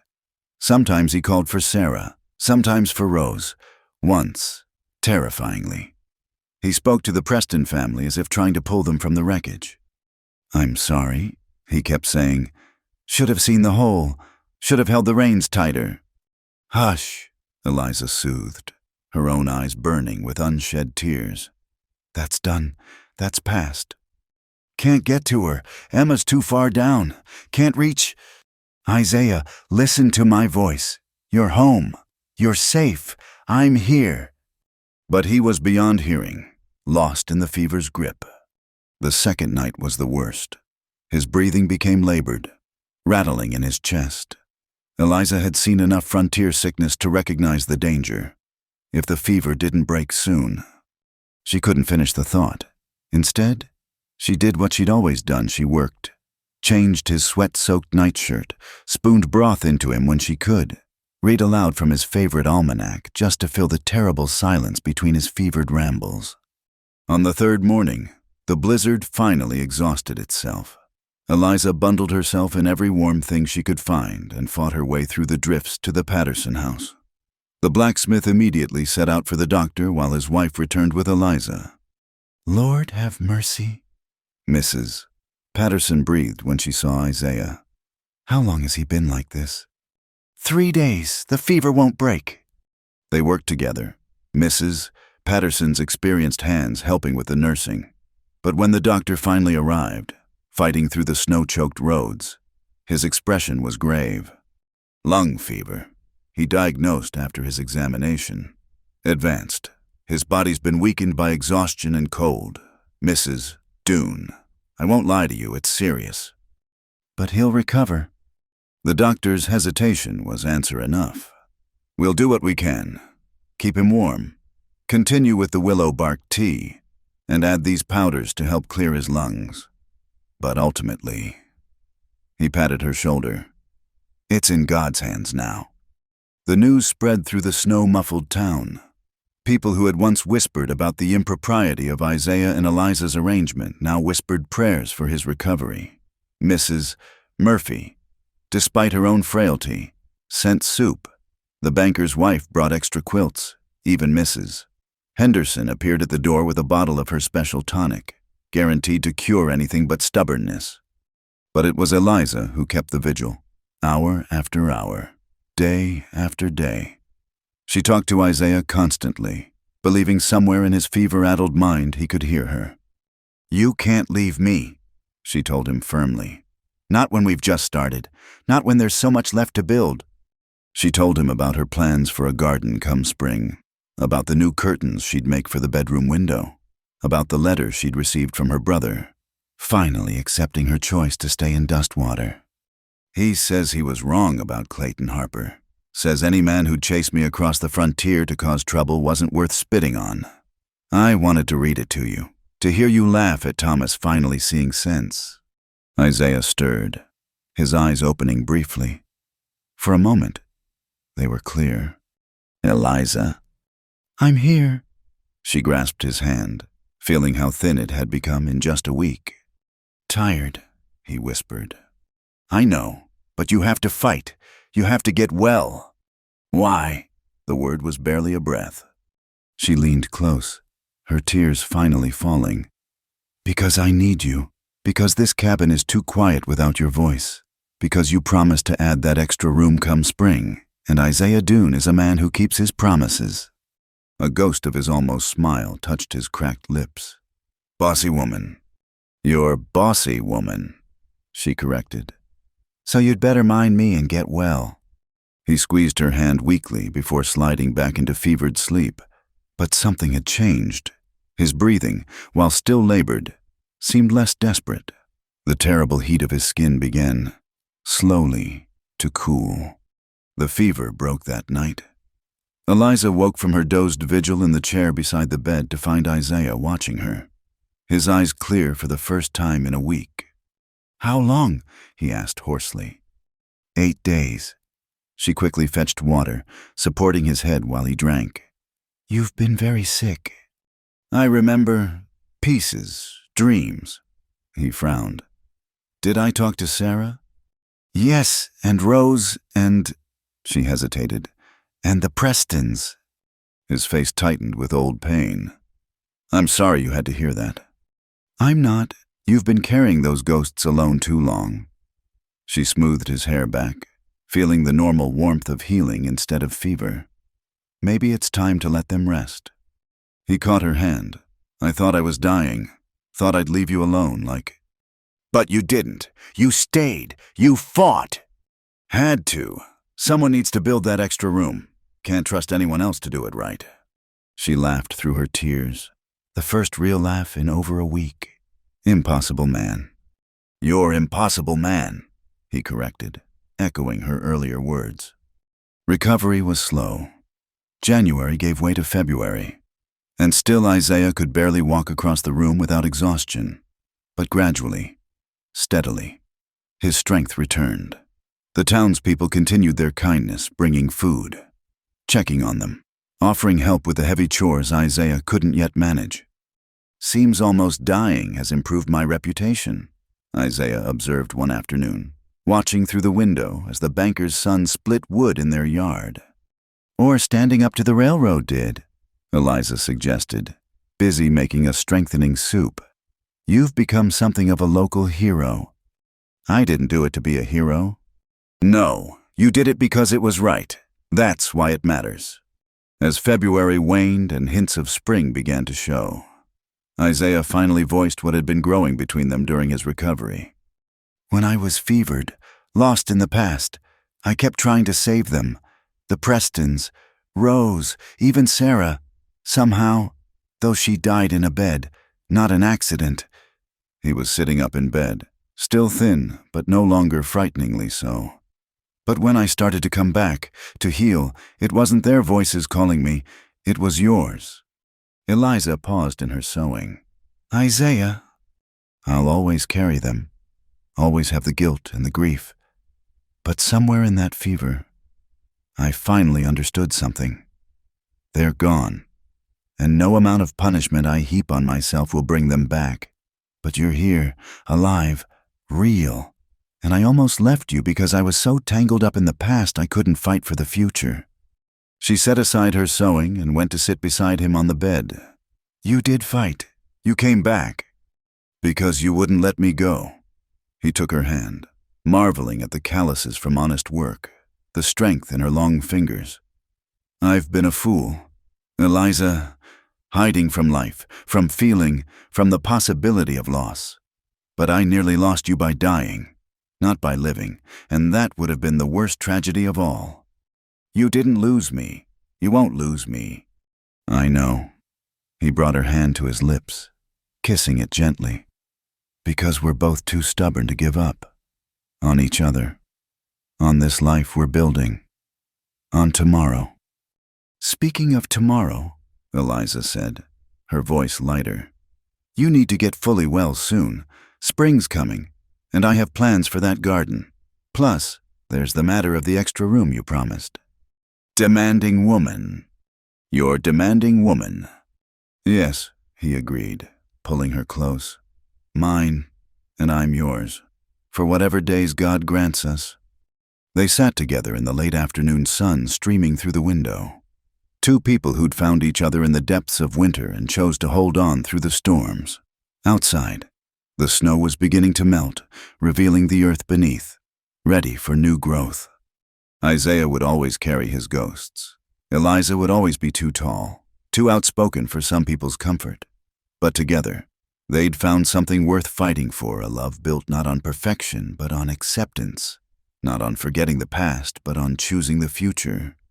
The fever had tried to take Isaiah back to his ghosts, but Eliza's voice, Eliza's love, had called him home, and home. They both understood now. Wasn't just a place. It was the person who refused to let you go, who saw you at your worst and still believed in your best, who would sit by your bedside for 8 days straight and demand you live because there was still so much living left to do. Spring was coming to Dustwater, and with it, new possibilities. But in the small cabin at the edge of town, spring had already arrived in the form of two hearts that had survived the winter and chosen to bloom despite all the odds against them. Spring came to Dustwater with a rush of melting snow and new possibilities. Isaiah, finally restored to full health, threw himself into the promised addition to their cabin with an energy that made Eliza smile. The sound of his hammer and saw became the music of their days, punctuated by her laughter when he'd emerge covered in sawdust, looking pleased with himself. The town had changed too. The railroad's attempted bullying had united people in unexpected ways. Isaiah and Eliza, once the subject of scandal, had become something like local heroes, the couple who'd stood up to outside interference and won. It was on a particularly fine April morning that Eliza opened her small seamstress shop right next to the blacksmith's forge. Nothing fancy, just a single room with good light and shelves for fabric, but it was hers. Isaiah had built it as part of the cabin's expansion, insisting she deserved a proper workspace. Eliza Doone, seamstress, read the simple sign Isaiah had carved and hung above the door. It's perfect, she told him, admiring how he'd positioned the windows to catch both morning and afternoon light. You deserve perfect, he replied, then added with his almost smile, or as close as these hands can make it. The shop drew customers immediately, not just from need, but from curiosity and, increasingly, genuine respect. Even Mrs. Caldwell commissioned a new Sunday dress, though she still sniffed disapprovingly at Eliza's height. One afternoon in May, as Eliza worked on an intricate piece of embroidery and Isaiah repaired harnesses at his bench nearby, a familiar figure appeared in the doorway. For a moment, Eliza's heart seized, but it wasn't Clayton Harper. Thomas? She stood so quickly she nearly knocked over her sewing basket. What are you doing here? Her brother looked older than his 24 years, trail dust covering his traveling clothes, but his smile was genuine as he embraced her, having to reach up slightly to do so. Come to see my sister, he said simply, and to meet the man who finally gave her a reason to stop running. Isaiah rose, extending his hand. Isaiah Doone, you must be the brother who told her she was a fool for leaving Kansas. Thomas had the grace to flush. I was wrong. About a lot of things. He looked around the neat shop, then back at his sister. You look happy. Eliza, really happy. Not just making do. I am happy, she confirmed. Happier than I ever thought possible. They invited Thomas to stay, and over supper, the past finally got its proper burial. Thomas told them how Clayton Harper's business had failed after his railroad scheme fell through, how the man had left Kansas in disgrace, chasing other schemes in other territories. Turns out you weren't the only woman who refused him. Thomas said, once you left, others started talking. His reputation's in ruins now. and deservedly so. "I almost feel sorry for him," Eliza said, then caught Isaiah's skeptical look. "Almost. A very small amount." Thomas stayed a week, helping Isaiah with the spring planting and marveling at how his sister had transformed. The woman who'd left Kansas bitter and defeated had become someone radiant with purpose and contentment. Ma would be proud. He told her the night before he left. "You found your place." "It found me," Eliza corrected, glancing at Isaiah. "When I least expected it." After Thomas departed, life settled into new rhythms. The shop thrived. Isaiah's small freight business, just local deliveries now. Nothing like before, provided steady income. They worked side by side during the day and spent evenings planning improvements to their property. One evening in late June, as they sat on the new porch Isaiah had built, a rider approached. Both tensed, old habits dying hard. But the man who dismounted was a stranger, young, nervous, twisting his hat in his hands. "Mr. and Mrs. Doone. My name's Samuel Morrison. I've ridden from Cheyenne. I'm looking to bring my family out here. Start fresh. Heard you folks might know about starting over." They exchanged glances, understanding passing between them without words. "Come in," Isaiah said. "We'll talk." Samuel Morrison's story was familiar, a young family needing a new beginning, running from failures and hoping for better. They needed work, a place to stay, guidance in a strange land. "The Hendricks place is for sale," Eliza mentioned. "Small, but solid. And I could use help in the shop if your wife sews." "She does. She's quite skilled, actually. And I need a reliable driver," Isaiah added. "Someone I can trust with deliveries." Hope bloomed on the young man's face. "You'd help us just like that." "Someone helped us once," Isaiah said simply. "Seems only right to pass it on." The Morrisons arrived 2 weeks later. Samuel, his wife Mary, and their young daughter Grace, watching them settle in, accepting help from the same townspeople who'd once gossiped about outsiders. Eliza felt the circle completing itself. One day, as she and Mary worked together in the shop while Grace played with fabric scraps, the younger woman asked, "How did you know that this was where you belonged?" Eliza paused in her stitching, thinking, "I didn't know, not at first. I was just desperate for shelter from a storm. But sometimes the best homes are the ones we stumble into by accident." "Mr. Doone seems like a good man." "The best," Eliza agreed, though it took us both some time to see it. That evening, she found Isaiah in the barn, the place where so many of their important conversations had happened. He was oiling leather, his hands steady and sure. "Regrets?" she asked, knowing he'd understand. "No." He looked up at her. "You?" "Not one." She moved to stand beside him. "Though I do wonder sometimes, if that stagecoach hadn't left without me, then I'd still be a ghost haunting an empty cabin, and you'd be mending cowboy shirts on some ranch." He set aside his work and took her hands. "I don't believe much in fate, but I believe in that missed stagecoach. And I believe in the man who said right here when I needed somewhere to sleep." They stood together in the barn's peaceful quiet, two people who'd built a life from the ashes of old dreams. Outside, Dustwater continued its slow transformation from isolated frontier town to thriving community. The railroad would still come, eventually, but on terms that respected rather than destroyed. And at the edge of town, in a cabin that had grown from a lonely shelter to a proper home, Isaiah and Eliza Doone continued their quiet love story. They'd planted their garden. They'd opened their shop. They'd helped young families find their footing. They'd become pillars of a community that had once rejected them. Most importantly, they'd learned that sometimes love wasn't a lightning strike or a grand passion. Sometimes it was a quiet voice saying right here when you had nowhere else to go. Sometimes it was strong hands building you a workshop because you deserved more than making do. Sometimes it was sitting by a sickbed for 8 days, refusing to let go. One evening, as summer gave way to fall, a stranger passing through asked Eliza where she lived. She smiled, remembering that first desperate night, and gave the answer that had become their private endearment, their shorthand for everything they'd built together. "Right here. I live right here." Isaiah, overhearing, came to stand beside her, his arms settling around her waist with familiar comfort. "Right here," he agreed. And in those two simple words was a complete love story of two damaged souls who'd found wholeness in each other, of a man who'd learned to live again and a woman who'd learned she was already enough, of a home built not just of wood and nails, but of courage, kindness, and the unshakable belief that everyone deserved a place to belong. The stranger moved on, but Isaiah and Eliza remained, watching the sunset paint the prairie gold. Tomorrow would bring new challenges, new faces seeking fresh starts, new opportunities to extend the grace they'd been given.